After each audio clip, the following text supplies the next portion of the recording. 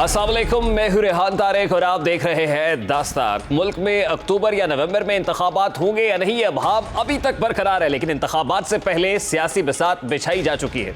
गुमगू की कैफियत के दौरान हर जमात अपने लिए मुनासिब मौके की तलाश में है और इंतखाबात से मुताल्लिक तैयारियों में भी मगन दिखाई देती है। पीपल्स पार्टी कराची में मेरे इलेक्शन के इंतखाबात जीतने के बाद आम इंतखाबात के बाद अपनी तवज्जो इन्हीं पर मरकूज़ करेगी।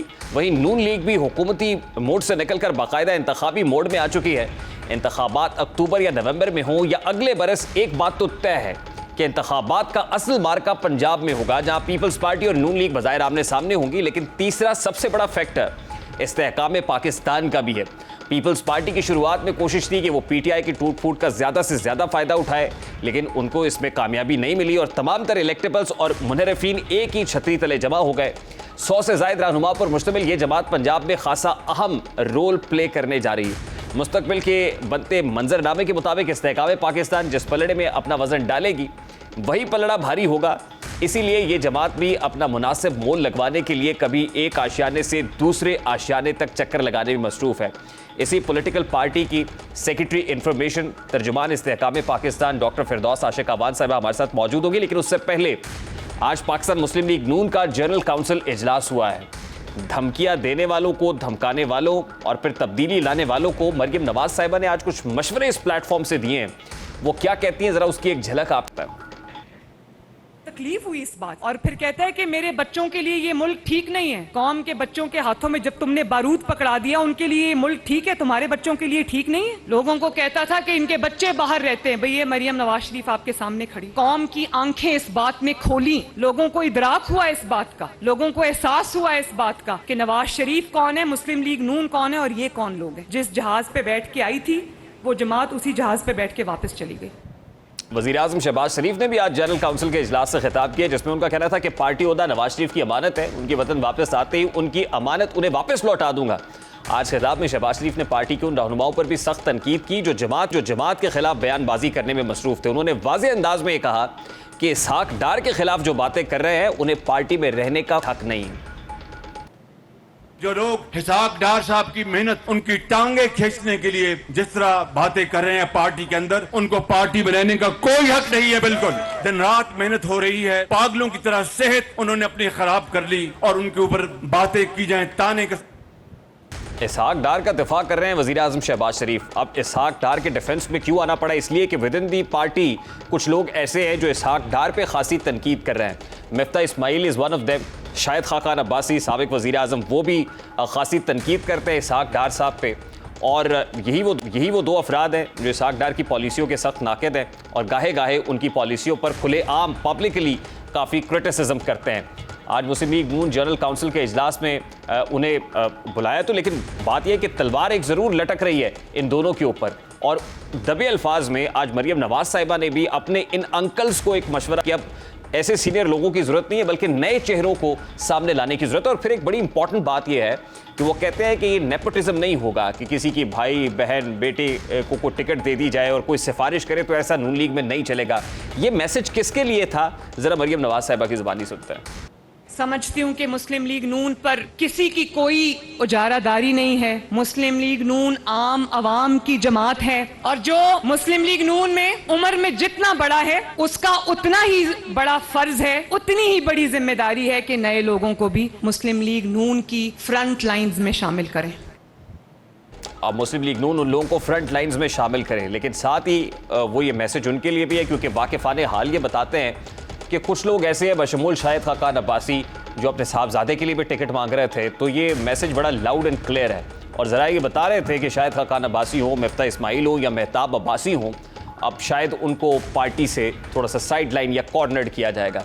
अब मुस्लिम लीग नून इलेक्शंस के हवाले से मुशावरत का सिलसिला भी जारी रखे हुए है। सीनियर रहनुमा आपस में बैठ रहे हैं, कॉन्सल्टेशन कर रहे हैं, इजलास मुनक्किद किए जा रहे हैं। एक हफ्ता कबल जमात के सीनियर रहनुमाओं का इजलास हुआ जिसमें नवाज शरीफ ने वीडियो लिंक के जरिए से शिरकत की। अब इत्तलात हैं कि शहबाज शरीफ भी जल्द लंदन जाने वाले हैं, जहां वो जमात के ताहयात कायद नवाज शरीफ से मुलाकात करेंगे और इस मुलाकात में सानहा 9 मई की पैदाशुदा सूरत हाल, मिलिट्री कोर्ट्स में केसेस चलाने के हवाले से भी बातचीत और नए इंतखाबी इत्तेहाद से मुताल्लिक मुशावरत होगी। इंतखाबात की जहाँ तक बात है تو آج سے پہلے تک تو نون لیگ تذبذب کا شکار دکھائی دے رہی تھی. آج رانا ثناءاللہ صاحب نے کیا کہا, الیکشن ہونے چاہیے, فریش مینڈیٹ ہونا چاہیے, پارلیمان کی توسیع میں کیا پڑا ہوا ہے, کیا رکھا ہوا ہے, تو پھر گیم پلان کیا ہے, کیا ہوگا. واقعی الیکشنز ہوں گے اکتوبر نومبر میں, یہ معاملہ آگے چلے گا. پھر آج سینٹ میں الیکشن ایکٹ میں ترمیم بھی منظور ہوئی ہے جو بڑی امپورٹنٹ ہے. سیکشن 235 کے اندر امینڈمنٹ کی گئی ہے. نااہلی کے قانون کے حوالے سے یہ طے کر لیا گیا ہے کہ عدالت جو بھی 62F1 یا 63 کے حوالے سے فیصلہ سنائے گی, وہ نااہلی اس فیصلے سے لے کے 5 سال تک ہو سکتی ہے میکسیمم. اس کے علاوہ الیکشن شیڈیول میں تبدیلی کا اختیار بھی الیکشن کمیشن آف پاکستان کو دے دیا ہے. بڑی امپورٹنٹ ڈیولپمنٹس اور ملکی سیاسی منظرنامے پر کیا ہو رہا ہے. وعدے کے مطابق سیکرٹری انفارمیشن استحکام پاکستان پارٹی اور سیزنڈ پالیٹیشین سینئر سیاستدان ڈاکٹر فردوس عاشق اعوان صاحبہ نے بھی جوائن کیا ہے. السلام علیکم ڈاکٹر صاحبہ, بہت بہت شکریہ آپ کے وقت کے لیے. ڈاکٹر صاحبہ سب سے پہلے تو بڑا سادہ سا سوال ہے, آپ کی ایکس پارٹی پاکستان تحریک انصاف کے کمزور ہونے سے طاقتور کون ہوا ہے؟ بسم اللہ الرحمن الرحیم. تحریک انصاف کا کمزور ہونا پاکستان کو مضبوط کر گیا. پاکستان مضبوط ہوگا تو آپ کی ریاست مضبوط ہوگی, تو پاکستان کے مسائل مشکلات کم ہوں گے. اور اگر پاکستان کمزور ہوتا ہے تو دفاع کمزور جو ہے وہ ریاست کمزور. اور آپ دیکھ رہے ہیں کہ پھر ریجن میں جو کمزور ریاستیں ہیں ان کا کیا اثر ہوا ہے. افغانستان آپ کے سامنے ہے. میں اپنے سوال کو تھوڑا سا اور کنسائز اگر کر دوں تو میں یہ پوچھ رہا ہوں کہ پاکستان مسلم لیگ نون, پیپلز پارٹی یا اسٹیبلشمنٹ زیادہ مضبوط ہوئی ہے تحریک انصاف کے کمزور ہونے سے؟ اسٹیبلشمنٹ نہ تو کوئی پولیٹیکل پارٹی ہے اور نہ اسٹیبلشمنٹ جو ہے وہ سیاسی میدان کی کھلاڑی ہے, نہ وہ سیاست میں حصہ لیتے ہیں, نہ ان کا کوئی سمبل اور نشان ہے, اور نہ وہ الیکشن کمیشن میں رجسٹرڈ ہیں. اس لیے آپ اسٹیبلشمنٹ کو سائڈ پہ کر کے آپ پولیٹیکل پارٹیز کی بات کریں تو پولیٹیکل پارٹیز میں پیپلز پارٹی کا اپنا ظاہر ہے ایک ووٹ بینک اور ایک اسٹرینتھ ہے. نون لیگ کا ایک اپنا پولیٹیکل سپیس اور فالوئنگ ہے. تو کسی بھی جماعت کو دوسری جماعت سے مائنس ہونے سے فرق نہیں پڑتا, کیونکہ جو اس کی آئیڈیالوجیکل ووٹر اور سپورٹر ہوتے ہیں وہ خاموش ہو جاتے ہیں, وہ گھروں میں بیٹھ جاتے ہیں, وہ اس طرح کی اچھل کود بند کر دیتے ہیں, وہ سوشل میڈیا میں ان ایکٹیو ہو جاتے ہیں, اور پھر وہ سیاست سے سائڈ پہ ہو کے اپنے روزگار اور کاروبار پہ لگ جاتے ہیں. یہ فرق پڑتا ہے صرف اس کا ووٹر کو ووٹ والے دن کون سی جماعت جو ہے وہ اپنے اچھے نیریٹو سے پش کر کے وہاں لے جاتی ہے, یا ایک ایسا مینیفیسٹو جس کی ہوپ جو ہے وہ اس سابقہ جماعت نے جس کا آپ ذکر کر رہے ہیں اس نے دی تھی, اور they fail to deliver, they fail to perform.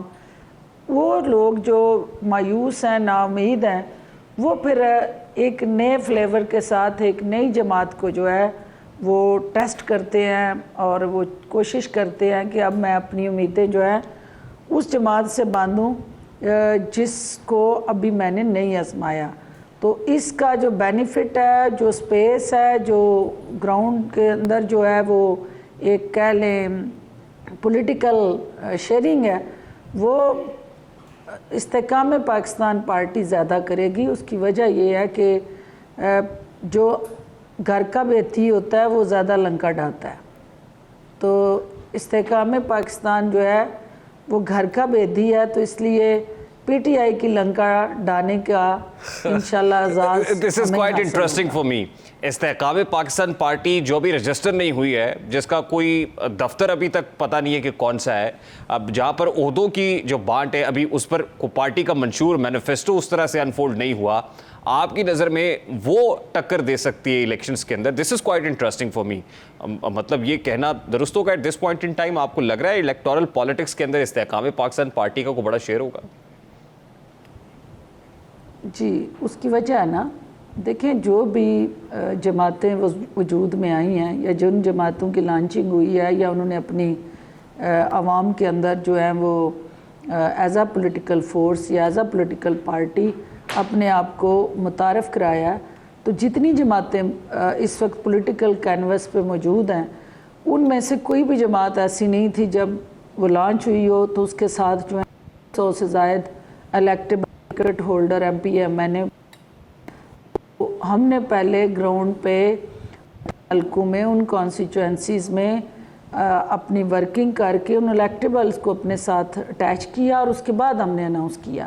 تو جب تک جو بھی شخص حلقے کی پالیٹکس کرتا ہے اس کو اچھی طرح سے پتہ ہے کہ جو الیکشن لڑنے نکلتا ہے وہ نہ تو انڈر 19 ٹیم اس کو جتاتی ہے اور نہ اسٹریٹ بوائز کو ٹکٹ دے کے وہ جیت سکتا ہے. اس کو جو ہے الیکٹیبل چاہیے ہوتے ہیں جو اپنے گھر سے 25 سے 30 ہزار ووٹ لے کے نکلتے ہیں. تو ڈاکٹر صاحب میرا بڑا سادہ سا سوال ہے, کتنے الیکٹیبلز اس وقت at this point in time آپ کے ساتھ ہیں؟ مطلب فواد چودھری الیکٹیبل ہے, علی زیدی الیکٹیبل ہے, عمران اسماعیل الیکٹیبل ہے, فیاض الحسن چوہان الیکٹیبل ہے. شو اپ کیا آپ کو, ہم نے آپ کو یہ کوئی فیبریکیٹڈ یا انجینئر کر کے نہیں دی, ہم نے تو وہاں لوگ بٹھا کے آپ کو دکھائے ہیں کہ یہ وہ لوگ ہیں جو ہمارے اگلے آنے والے جو فیوچر ہے پالیٹکس کا اس کے اندر کنٹریبیوٹ کرنے جا رہے ہیں. تو اس کے اندر آپ انڈیویجولز کو ڈسکس نہ کریں. تو ہمارا یہی اس جماعت کا سب سے امپورٹنٹ ٹاسک اور ہمیں جو ذمہ داری ہے اور ہم یہ سمجھتے ہیں کہ اس وقت پاکستانی ہوتے ہوئے ہمارا فرض ہے کہ ہم نے یہ شخصیات پرستی, بت پرستی, اس سے نکلنا ہے اور ہم نے اپنی جو نظریہ پالیسی ہے, جو مینیفیسٹو ہے اور جو ہمارا وے فارورڈ ہے اس پہ بات کرنی ہے. ہم چونکہ برے صغیر میں آپ کو پتہ ہے کہ یہاں پہ بڑا عرصہ جو ہے وہ ہندوؤں کے ساتھ ہمارا جو میل ملاپ رہا, تو ہماری سوچ اور ہماری ذہن جو ہے وہ شخصیات سے جڑ گیا. ڈاکٹر صاحب کیا مینیفیسٹو ہے, مطلب استحکام, چلیے اس پہ بات کرتے ہیں. What is your manifesto and what is your way forward by the way? سب سے امپورٹنٹ چیز جو اس وقت سماجی, سیاسی, معاشی عدم استحکام ہے, اس کے اندر جو ہے اشد ضرورت ہے کہ آپ پاکستان میں اسٹیبلٹی لائیں, استحکام لائیں. اور جو پولرائزیشن ہے معاشرے کے اندر اور پورے ملک کے اندر, جو سیاسی اختلاف رائے ہے وہ عداوت میں بدل گیا ہے. جو سیاسی حریف ہیں وہ ہم نے ان کو دشمن بنا لیا ہے. تو اس وقت پاکستان کو ایک یونٹی کی ضرورت ہے. تو ہمارا سب سے پہلا ایجنڈا پوائنٹ اور مینیفیسٹو کا کہ ہم نے پاکستان کو متحد کرنا ہے. یونائٹڈ پاکستان ہمارا سب سے پہلا سلوگن ہے. پھر اس کے ساتھ جو ہے وہ ایک اسٹرینتھنڈ پاکستان, ایک پروگریسو پاکستان, ایک انلائٹنڈ پاکستان, ایک ماڈریٹ پاکستان.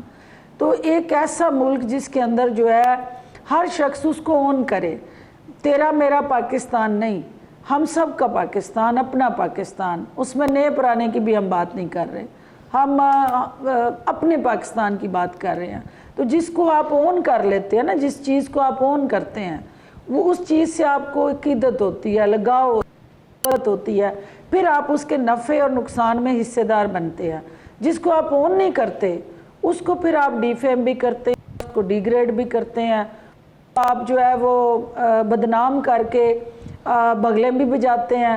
اور پاکستان اس وقت جس مشکل سے گزر رہا ہے, ہمیں سیاست اور ریاست دونوں کو کٹھے لے کے چلنا ہے. ڈاکٹر صاحب صرف آپ سیاست کرنے کے لیے اس ملک کے اندر ریاست کو زخمی نہیں کرتے. خوبصورت بات ہے, یہ ہمارا خوبصورت بات ہے. دیکھیے, خوددار, خوشحال, خود مختار پاکستان کا نعرہ فی زمانہ ہر پولیٹیکل پارٹی نے لگایا جو بھی الیکشنز میں جاری ہوتی ہے. ملک کو ایشین ٹائگر بنانے کی باتیں بھی بہت ساری ہوئی. لیکن میرا سوال یہ ہے کہ جیسے آپ نے کہا الیکٹیبلز کامیابی کی ضمانت ہوتے ہیں, اور ملک میں 1.5-2 درجن کا ریوڑ ہے جس کو ہم الیکٹیبلز کہتے ہیں, وہ کسی بھی پارٹی کے پلڑے میں ڈال دیے جائیں وہ پلڑا بھاری ہو جاتا ہے, الٹیمیٹلی وہ الیکشنز میں وہ وننگ ہارس کے طور پہ سامنے آتے ہیں. یہ 1.5 سے 2 درجن الیکٹیبلز استحکام پاکستان جو ٹیسٹڈ اینڈ ٹرائیڈ ہے آلریڈی, یہ کوئی نئے فیسز نہیں ہیں, یہ استحکام پاکستان لائیں گے آپ کو لگتا ہے؟ ایسے نہیں ہے. دیکھیے, آپ کی چاروں صوبوں کے اندر ایک سٹرکچرڈ میکنزم اور کانسٹیچوئنسی کے اندر ہر وہ شخص جو عوام میں پذیرائی رکھتا ہے, اپنی ایک شناخت رکھتا ہے اور اس کے اندر اس ملک کے لیے کام کرنے کا جذبہ موجود ہے, وہ شخص جو ہے وہ اس جماعت کا ایک ہراول دستہ بنے گا. جن الیکٹیبلز کی آپ بات کر رہے ہیں یا جو آپ کو پسند نہیں ہیں شاید, وہ لوگ اپنے اپنے حلقے میں اپنی جوانیاں, اپنی عمریں اور اپنے زندگی کے بیشتر حصے دے چکے ہیں. انہوں نے ان حلقوں کے اندر جو ہے وہ لوگوں کے دکھوں کو، ان کی مشکلات کو، مصیبتوں کو کم کرنے کے لیے زیادہ نہیں تو تھوڑا کم رول پلے کیا ہوگا، لیکن انہوں نے کیا ہے. ان کو آپ مائنس نہیں کر سکتے. آپ نے دیکھ لیا کہ آپ نے ٹین ایجرز کو فیڈرل منسٹرز بنایا جنہوں نے کبھی کاؤنسلر کے الیکشن بھی نہیں جیتے تھے. آپ نے دیکھ لیا کہ آپ نے اسٹریٹ بوائز لا کے ان کو ان عہدوں پہ بٹھا دیا کہ جنہوں نے اپنی نالائکی اور نااہلی سے اس ملک کا بیڑا غرق کر دیا. تو آپ کو ایسے لوگ چاہیے کہ جو ان ایکسپیرینس ہوں، جن کا ایکسپوجر کوئی نہ ہو، جن کی اورینٹیشن کوئی نہ ہو. نہیں تو ملک کی سیاست میں نئے چہروں کی ضرورت نہیں ہے. زیرو سے وہ 0 میٹر گاڑیاں جو ہے، 0 میٹر گاڑی جو ہے اس کو چلانے کے لیے ایک تجربہ کار ڈرائیور چاہیے نا. تو آپ یہ 0 میٹر گاڑی جو ہے ہماری جو پارٹی ہے، اس کو ہمیں اتنے ہی فہم و فراست اور سیاسی سوجھ بوجھ والے لوگ چاہیے جو پاکستان کو ان حالات میں اس کرائسس سے باہر نکال سکے. وہ سوشل میڈیا اسکواڈ جو ہے اور گالم گلوچ بریگیڈ جو ہے وہ تو آپ نے بھگت لی، اس قوم نے بھی بھگت لی، اس ملک نے بھی بھگت لی. اب ہمیں کچھ ڈیفرنٹ کرنا ہوگا نا، جس کی وجہ سے آپ اپنے لوگوں کو اس سیاست کے اس لینڈسکیپ کے ساتھ جوڑیں گے. کیونکہ سیاست سے لوگ اگر متنفر ہوں گے اور جمہوریت کمزور ہوگی تو پھر الٹیمیٹلی یہ ملک کمزور ہوگا. تو اس ملک کی سروائیول جمہوریت سے جڑی ہے. تو جمہوریت کو ایک طاقتور تناور درخت بنانے کے لیے، اس کی آبیاری کرنے کے لیے جن لوگوں ہمیں کا چناؤ ایکسپیرینس کرنا لوگوں کی ضرورت ہے. آپ یہ کہہ رہی ہیں تو پھر زیادہ موضوع کون ہو سکتا ہے؟ آصف علی زرداری صاحب سے اور یا میاں نواز شریف صاحب میچور سے؟ لوگوں کی ضرورت ہے. میں وہی کہہ رہا ہوں نا، پولیٹیکلی میاں نواز شریف صاحب سے یا آصف علی زرداری صاحب سے زیادہ میچور لوگ کون ہو سکتے ہیں ملک کی سیاست کے اندر؟ پھر دیکھیے بات یہ ہے کہ آپ نے کسی ایک جماعت یا کسی ایک فرد کا اس ملک پہ جو ہے وہ ٹھیکے پہ تو نہیں لیا ہوا ان 2 جماعتوں نے اس پاکستان کو. اس کے اندر باقی جماعتوں کی بھی گنجائش ہے نا. تو اگر کوئی اور جماعت فرنٹ فٹ پہ آ کے اس ملک کو مشکل سے نکالنے کے لیے آگے بڑھتی ہے تو اٹس اے گڈ سائن، اور change is always a good sign. ٹھیک ڈاکٹر صاحب، let me ask this way, لیکن دیکھتے ہیں کہ لا کون رہا ہے. بالکل ٹھیک کہہ رہی ہیں آپ. لیٹ می آسک دس وے کہ عمران خان کی چیئرمین پی ٹی آئی کی ناکامی کی بہت بڑی وجہ کیا تھی آپ کے نزدیک؟ اسٹریٹ بوائز، انڈر 19 ٹیم، اور کسی کی نہ سننا، نو ٹیم ورک، سولو فلائٹ، 1 مین شو، میں کلہ ہی کافی ہوں. وہ کلہ ہی کافی کا نعرہ لے ڈوبا سب کو. کیونکہ لیڈرشپ جو ہوتی ہے ٹیم ورک سے چلتی ہے. آپ سناتے نہیں، آپ سنتے ہیں.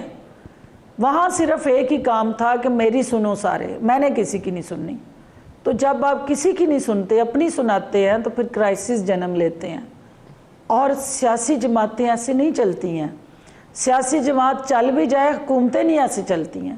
حکومتوں میں سارے سٹیک ہولڈرز جو ہیں وہ سناتے ہیں، اور جو چیف ایگزیکٹو ہوتا ہے وہ سنتا ہے، سب کی سنتا ہے، اور پھر قانون کے مطابق، آئین کے مطابق اس پہ عمل کرتا ہے. تو یہاں ریورس چیز تھی. یہاں کہتے تھے کہ سارے بہ کے صرف میری سنو. جو کچھ آج پی ٹی آئی کو سامنا کرنا پڑ رہا ہے جس چیز کا، chairman P T I responsible ہے؟ آپ کو لگتا ہے ان کی مشیر بھی اور مشیروں کا بھی مروانے میں بہت بڑا ہاتھ ہے؟ دیکھیں، کوئی شخص بھی جب تک وہ قانون کا کچا نہ ہو اس کو کوئی اس کے کان بھر نہیں سکتا، اس کو مس گائیڈ کر نہیں سکتا. اور گھر کے اندر جو انسان کا سب سے امپورٹنٹ ٹائز ہوتی ہیں وہ اس کی فیملی ہوتی ہے، اس کے بچے ہوتے ہیں، اس کی وائف ہوتی ہے. اور ہوم منسٹر جس گھر میں تگڑا ہوتا ہے، آپ نے دیکھا ہمیشہ وہاں ڈکٹیشن چلتی ہے. تو جو ہوم منسٹر ہمارا گھر کے اندر موجود تھا، ہڈن اور نظر نہیں آ رہا تھا، وہ اس سارے اسٹرکچر کو زمین بوس کر رہا تھا اپنے اشتہاروں کی آڑ لے کے. اور وہ اشتہاروں کے اوپر ایک ایٹمی قوت چل رہی تھی. تو آپ بتائیں کہ اس کا انجام کیا ہونا تھا؟ Interesting and alarming at the same time. یعنی اس کو پکڑ لو، اس کو اٹھا لو، اس کو بند کر دو، اس پہ کیس بنا دو، یہ سب کچھ آپ کی نظر میں ہوم منسٹر کے کہنے پر ہو رہا تھا؟ Of course. دیکھیں، ہم لوگ ایک کیبنٹ میٹنگ میں کوئی ڈیسیژن کرتے، کوئی اسٹیک ہولڈرز کسی بھی ادارے کے آ کے ان سے کنسلٹیشن کرتے، ایک mutually very well thought process کے بعد اس کے ہر پہلو کا جائزہ لینے کے بعد کوئی چیز ڈیسیژن لیتے اور اس کو نیشنل انٹرسٹ میں اپروو کر کے وہ سمری پاس ہو کے نوٹیفائی ہو جاتا وہ انڈیویجول یا وہ پالیسی، تو رات کو ایسا کیا طوفان آتا کہ وہ جو ہی گھر پہنچتے تو وہاں ان کو بتایا جاتا کہ میرا استخارہ کہتا یہ ٹھیک نہیں ہے، تو لہٰذا آپ اس کو ریورس کر دیں۔ اگلے دن آ کے وہ یو ٹرن ہو جاتا، تو سارے شکلیں دیکھتے رہتے کہ یہ تو سب نے بیٹھ کے ڈیسیژن لیا ہے، تو یو ٹرن کیسے ہو گیا؟ تو یو ٹرن کے پیچھے وہ ہوم منسٹر کی طاقت ہوتی تھی جو مرشد کی امر کے ساتھ جڑی ہوتی تھی، اور مرشد کا امر جو ہے وہی ہر فیصلے پہ حاوی ہو جاتا تھا، تو دیٹ واز دی ڈیزاسٹر۔ تو چیئرمین پی ٹی آئی تو آج یہ بتاتے ہیں کہ جو ہوا یہ تو جنرل باجوہ نے کروایا، میں تو نہیں کرنا چاہتا تھا، وہ سارے الزامات تو جنرل باجوہ کے اوپر ڈالتے ہیں۔ اسی کیبنٹ میں بیٹھ کے وہ کہتے تھے کہ جنرل باجوہ جو ہے اگر نہ ہوتا تو میری حکومت 6 مہینے نہیں چل سکتی تھی، ہمیں اسی کیبنٹ میں بتایا کرتے تھے وہ کہ میری حکومت 6 مہینے نہیں چل سکتی۔ وہ ٹیپیں نکال لیں وہاں، ہاں آف کورس ان کو وہ اپریشیٹ کرتے تھے نا کہ میں ان ڈائریکٹلی وہ کنفیشن کرتے تھے کہ میں اتنا نااہل نالائق تھا، میری ٹیم اتنی نااہل نالائق تھی، مجھے تو کچھ آتا نہیں تھا، تو میں نے جن لوگوں نے کبھی کونسلر کا الیکشن نہیں جیتا تھا میں نے ان کو 3 منسٹریاں دی تھیں، تو وہ تو پرفارم نہیں کر پا رہے، وہ تو ڈیزاسٹر کر چکے ہیں، تو اگر اب میں کوئی تھوڑا لولی لنگڑی گورنمنٹ کو لے کے چل رہا ہوں تو اس کے پیچھے پھر مجھے سپورٹ ہے، ورنہ میں تو کب کا گھر جا چکا ہوتا، یہ خود کہتے تھے وہ کیبنٹ میٹنگز میں۔ ڈاکٹر صاحب آپ بڑی سیزنڈ پالیٹیشین ہے، سیاسی نبض کو بڑے اچھے طریقے سے سمجھتی ہیں آپ، what are you looking at کہ اب بھی وہ اسٹیبلشمنٹ کو دعوت دے رہے ہیں، مذاکرات کرنے کا مطالبہ کر رہے ہیں، میرے ساتھ بیٹھے میں بات چیت کرنا چاہتا ہوں، کوئی راستہ ہے ان کے لیے آپ کو لگتا ہے طاقتور حلقوں کے پاس بھی، یا معاملات پوائنٹ آف نو ریٹرن پہ؟ دیکھیں بات یہ ہے کہ ایک آپ کا ہر چیز، ہم سیاستدان ہیں نا، سارا وقت ہم ایک دوسرے کے گریبان بھی پکڑتے ہیں، ایک دوسرے سے اختلاف بھی کرتے ہیں، ہم سخت زبان بھی استعمال کرتے ہیں، ایک دوسرے پہ کیچڑ بھی اچھالتے ہیں، گلے شکوے بھی کرتے ہیں، لیکن ان سب کو کرنے کی کچھ باؤنڈریز بھی ہیں نا، کچھ ہماری لیمیٹیشنز بھی ہیں۔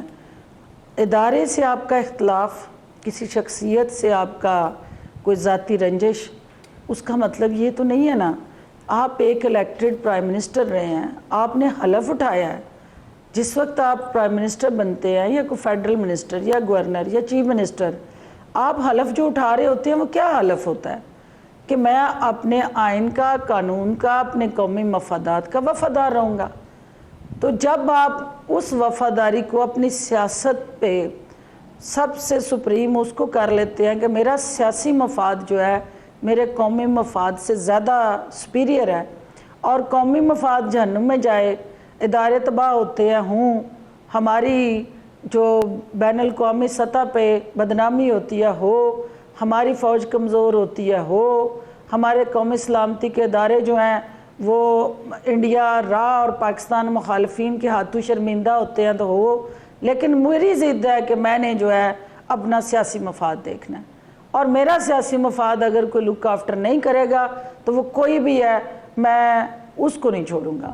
اور پھر میں ٹاک شوز ہوں، میں پبلک جلسے ہوں، میٹنگز ہوں، انٹرویوز ہوں، ہر جگہ ہر ادارے کو پلان کر کے ٹارگٹ کر کے ایسا انجینئر کروں گا نیریٹو کہ وہ ان کی بے تقیری ہو، ان کی بدنامی ہو، اور پھر 9 مئی جیسے واقعات جنم لے لیں۔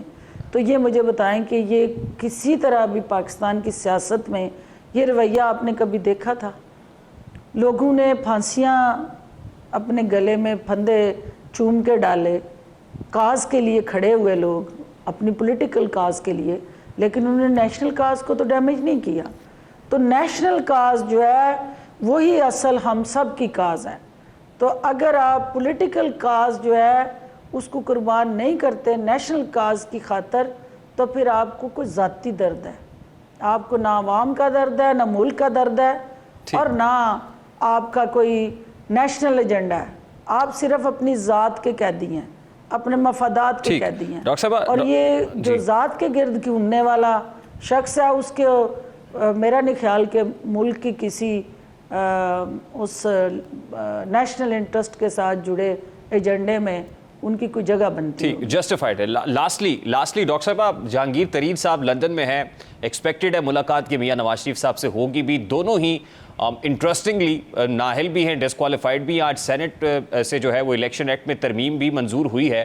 آپ کو لگتا ہے کہ مستقبل قریب میں یہ جو ڈسکوالیفیکیشن کا داغ ہے یہ اب دھلنے جا رہا ہے؟ مستقبل قریب سے میری مراد 1-1.5 ماہ کے اندر آپ کو لگ رہا ہے کہ یہ کوالیفائی ہونے جا رہے ہیں؟ اگلے 2 ماہ جو ہے وہ پاکستان کی سیاست کے لیے اہم ہے، اور یہ پارلیمنٹ کا استحقاق ہے. لوگوں کو نااہل کرنے کا قانون بھی اسی پارلیمنٹ نے بنایا تھا، اور اگر وہ پارلیمنٹ جو ہے جو اپنا اختیار، صوابدید اور استحقاق استعمال کر کے اس قانون میں کوئی ترمیم کرتی ہے، اور آئینی اور قانونی طریقے سے کوئی شخص جو ہے اس شک کا جو وکٹم بنا ہے، اگر کوئی اس کے اندر آنے والی ترمیم جو ہے اس کو بینیفٹ دیتی ہے، تو یہ بھی اسی پارلیمنٹ کی طاقت ہے. اور اس پارلیمنٹ کے بنائے گئے قانون کو جو ہے ماننا جو ہے الٹیمیٹلی ہم سب پہ فرض ہے. اور ڈاکٹر صاحب الیکشن دیکھیں کہ جو قانون کی اس جی ڈاکٹر صاحب الیکشنز ہوتے ہوئے دیکھ رہی ہیں؟ الیکشن ہوتے ہوئے نظر آ رہے ہیں مجھے، لیکن اس کے ساتھ ساتھ مجھے جڑا جو پاکستان کا معاشی استحکام ہے وہ بہت ضروری ہے، اور الیکشن اور معاشی استحکام دونوں کو ساتھ چلنا ہوگا، ادروائز ہمارے لیے پھر سیاسی چیلنجز بڑھیں گے. اسمبلی تو مدت پوری کر لے گی اگست میں، تو کیئر ٹیکر سیٹ اپ دیکھ رہی ہے، اور آپ کو لگتا ہے کیئر ٹیکر سیٹ اپ بھی پنجاب کی طرح پرولونگ کرے گا اور 6-8 مہینے سال تک چلے گا، اس کے بعد ہی الیکشنز، کیونکہ معاشی اکنامک سٹیبلٹی تو جلدی آتی ہوئی نظر نہیں آ رہی؟ دیکھیں نعوذ باللہ، مجھے تو کوئی وہی نہیں ایسی آتی. میں تو جو قانون میں لکھا ہے میں اس کی بات کر رہی ہوں کہ وہ اس حکومت کے جانے کے بعد اگلی حکومت کو اپنا ٹینور جو ہے وہ آئینی اور قانونی طریقے سے پورا کرنا ہے. اس کے بعد جو ہے وہ اگر کوئی ایسی صورتحال، کوئی ایسا کرائسس، کوئی ایسی سچویشن آتی ہے کہ بزنس ایز یوزول نہیں، تو پھر اس کے بعد آپ کو جب کہیں کرائسس آئے، میں ڈاکٹر ہوں، مجھے پتہ ہے کہ میرے پاس نارمل پیشنٹ بھی آتا ہے، پھر ایسا پیشنٹ بھی آتا ہے کہ جس کی امیجیٹ سرجری کرنی پڑتی ہے، تو وہ پھر میں نے پوچھنا نہیں ہوتا کہ آپ گھر جا کے آئیں گے دوبارہ واپس، اس کو آن سپاٹ سرجری کرتے ہیں ہم.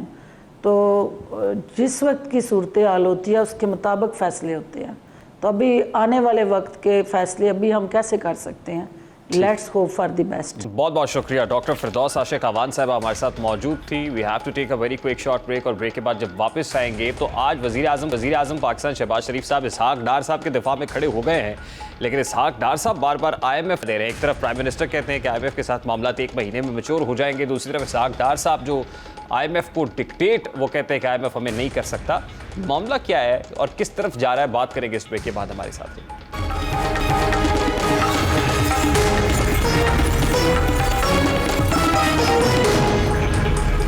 معاشی مشکلات سے دوچار پاکستان IMF کی جس قسط کے اجرا کے لیے پر امید تھا، ان امیدوں پر IMF نے پانی پھیر دیا ہے. IMF نے مالی سال 2023-24 کے لیے پیش کرتا بجٹ پر مکمل عدم اعتماد کا اظہار کرتے ہوئے ڈالر پر نئی ایمنسٹی اسکیم کو قرض پروگرام کی شرائط کی منافی قرار دے دیا، اور کہا ہے کہ اسلام آباد نے بجٹ تجاویز میں ٹیکس کی بنیاد وسیع کرنے اور ٹیکس اخراجات میں کمی کرنے کا موقع گنوا دیا. تاہم IMF نے بجٹ کی منظوری سے قبل اسے بہتر بنانے کے لیے مل کر کام کرنے کی پیشکش کی ہے.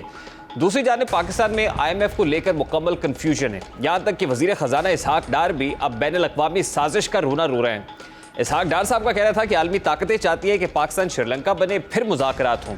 IMF ہمارا وقت ضائع کر رہا ہے، نئے مطالبات بلیک میلنگ ہے، ہم ان کی ہر بات نہیں مان سکتے. نواں جائزہ اسی ماہ مکمل ہوگا اور گھبرانے کی ضرورت نہیں ہے، تمام انتظامات مکمل ہیں. اسحاق ڈار نے بجٹ کے حوالے سے بھی واضح کر دیا کہ IMF کو 1.5-2 ماہ پہلے ہی کہہ دیا تھا کہ بجٹ شیئر نہیں کروں گا.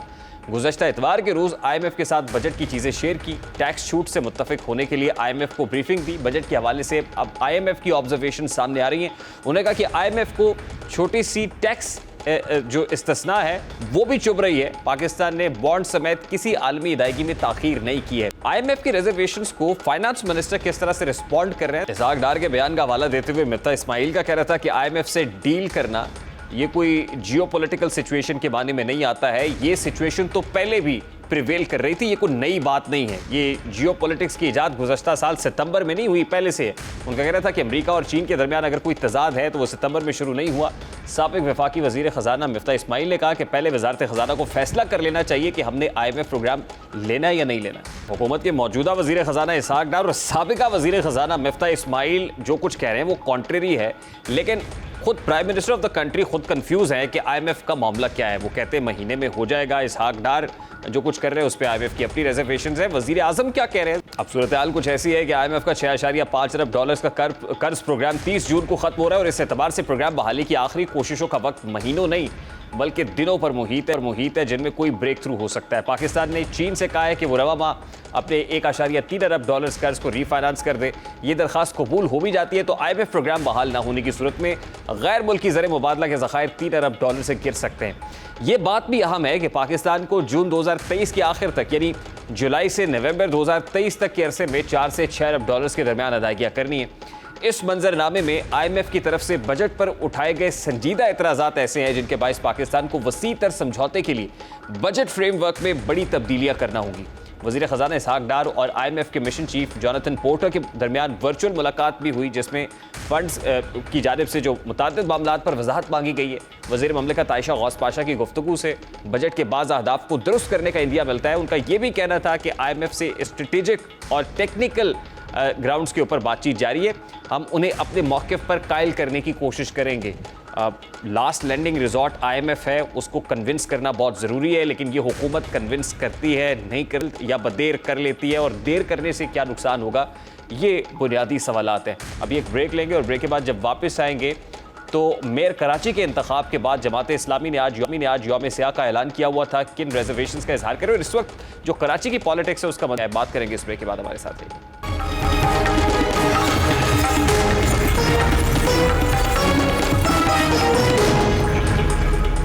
Welcome back. कराची की तारीख में पहली बार पाकिस्तान पीपल्स पार्टी का मेयर बना है, उनके लिए यकीनी तौर पर खुशी की बात है, मगर जिस तरह ये सब कुछ हुआ उस पर बहुत ज़्यादा तनकीद की जा रही है। आजकल कप्तान का सितारा ऐसा गर्दिश में है कि सोने को भी छुए तो मिट्टी बन जाता है। जमात इस्लामी के हालात तो पहले ही पतले थे, लेकिन ले देकर एक बड़े शहर में मेयरशिप हाथ में आने वाली थी कि किसी दुश्मन ने ऐसे वक्त में जमात को तहरीक इंसाफ से इत्तेहाद का मशवरा दे दिया और हाफिज नईम साहब उस वक्त कप्तान को मिलने जा पहुंचे जिस वक्त तकरीबन तमाम बलाएं आसमान से उतरते ही ज़मान पार्क का रुख कर लेती हैं। कप्तान ने भी जोश में तमाम जीतने वाले साथियों को हाफिज साहब को वोट देने का पाबंद कर दिया। इस मुलाकात के बाद हालात और जज्बात दोनों का धारा तब्दील हुआ और दिनों में दोनों इत्तेहादियों को मिलाकर बनने वाली अक्सरियत ठीक पोलिंग के वक्त अकलियत में बदल गई, जिससे मेयरशिप की कुर्सी इस जमात की झोली में आ गिरी जो बरसों से इसका ख्वाब देखती थी और शायद वो देखती भी रहती है अगर हाफिज नईम बर वक्त और दुरुस्त फैसले कर लेते। यही वजह बता रहे नासिर हुसैन शाह जो पाकिस्तान पीपल्स पार्टी के रहनुमा हैं, उन्हें भी यही लगता है उनका कप्तान से जाकर ज़मान पार्क में मुलाकात करना उनकी नाकामी का बाइस बना है। असल क्या बात हुई कि जब शौक में मेयरशिप के शौक में हमारे हाफिज साहब ज़मान पार्क पहुंच गए, खान साहब के साथ सेल्फियां निकाली और उसका भी असर हुआ और बहुत सारे लोगों ने कहा कि एक तो हम वैसे ही उनसे अलहदगी इख्तियार किए हुए हैं और अब तो इनके लिए कहा गया है तो उन्होंने अपना फ़ैसला यही दिया जो आज वो लोग नहीं आए। तो जैसे शर्जील साहब ने कहा कि अगर हमें उनको कहना था, हमें उनके ऊपर कोई असर डालना था तो हम अपने लिए कहते, हमारे वोट जो हैं वो ज़्यादा होते, लेकिन हमने ऐसा बिल्कुल नहीं किया और ये उनका फ़ैसला। हमने राब्ता ज़रूर किया लेकिन उन्होंने कहा कि हम किसी को भी वोट नहीं देंगे, ये उनका जमहूरी हक है, वो इसको इस्तेमाल करें। आप मेयर कराची मुंतखब तो हो गए लेकिन उनकी मुश्किलात अभी कम नहीं हुई हैं क्योंकि ये मामला दोबारा से अदालत में जाएगा। जमात इस्लामी ने आज यौम सियाह का ऐलान किया हुआ था। सिराजुल हक साहब ने भी बड़ी सख्त किस्म की ट्वीट्स की हैं, वो सख्त किस्म की तनकीद कर रहे हैं पाकिस्तान पीपल्स पार्टी पर अभी जो कुछ हुआ है। हाफिज नईमुर रहमान भी खम ठोक कर मैदान में है, सड़क गर्म करने का भी कहा, इलेक्शन कमीशन का दरवाज़ा खटखटाने का भी कहा, अदालत जाने का भी कहा। कहाँ से रिलीफ मिलता है ये तो वक्त बताएगा, लेकिन अमजद इस्लाम अमजद के वो अशारी हाफिज नईमुर रहमान को इस वक्त सूट करते हैं और जमात इस्लामी को भी कि वो जो मिल गया उसे याद रख, जो नहीं मिला उसे भूल जा, वो तेरे नसीब की बारिशें किसी और छत पे बरस गई, दिले बेखबर मेरी बात सुन, उसे भूल जा, उसे भूल जा। प्रोग्राम का वक्त अपने इख्तिताम को पहुंचा, आपसे मुलाकात होगी इंशाल्लाह अगले हफ्ते। अपना रखिए ख्याल, अल्लाह हाफ़िज़।